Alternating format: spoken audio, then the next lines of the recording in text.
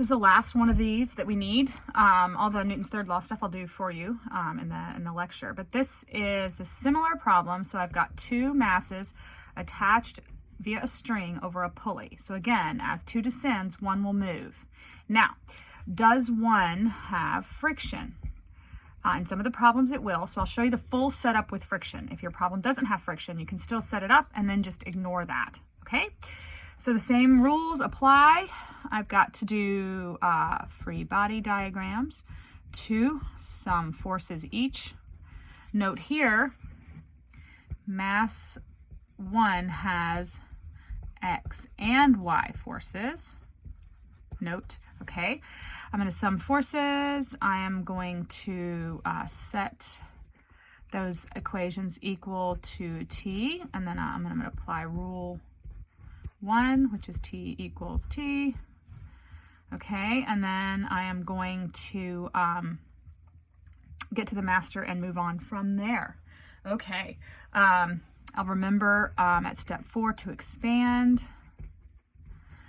My weight equals mg if I haven't already done that. Then I'll apply rule 2, which is the acceleration of 1 equals negative acceleration of 2. And then figure out how to go from there. So let's set up 2 first, because it's just like 2 from before. So 2, he's not touching anything, okay?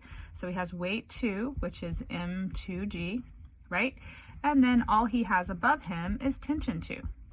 Okay, now 1 is a little different because there's no X forces. He's not touching anything. There's nothing over here and nothing over there. He's just exactly the same he was in the previous one. Okay, in the previous one where it was just hanging straight down. Okay, the 2 stays the same. 1 has forces in other directions. So let's, I want to save enough space on my page, but be kind of small here. So we have weight 1 equals m1g. We have tension 1, yes. Now we are going to have, I'm sorry, not tension 1. Goodness gracious, I do that every time. He is sitting on the ground. Look at this right here. What is that? That's going to be normal force. The tension, this is the kicker. Sorry, I'm going to draw it in red. The tension is in the X direction. Do you see the string right here? This is where the tension is. I'll do it in red so you can follow what I'm doing. That's where tension 1 is. And you may or may not have friction here. So I'm going to put friction with a question mark. Let's set it up as if you have that and go from there. Let's do the easiest one first. Why not? Let's just sum. Okay, we did the free body diagram. Sum forces each. Let's get that done. So sum forces y equals mass times acceleration in the y. Will he accelerate? Yes. Sum forces 2y. Sum forces mass 2 acceleration 2 in the y.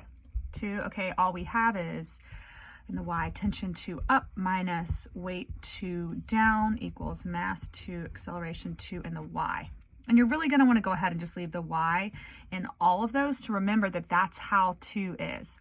I put a little dot by that. I'm going to need that equation in a minute. I need to do 2 sets of equations for x. So sum forces in the y for number 1. Okay, I'm sorry, number 1, not x. Okay, so we have mass 1, acceleration 1 in the y. Is he accelerating in the y direction? Is this guy moving in the y? No.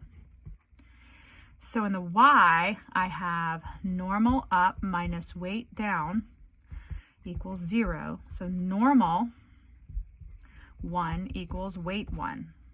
Okay, I'm going to go ahead and box that because that's solved. Actually, I'll box it with the expansion underneath it. Normal 1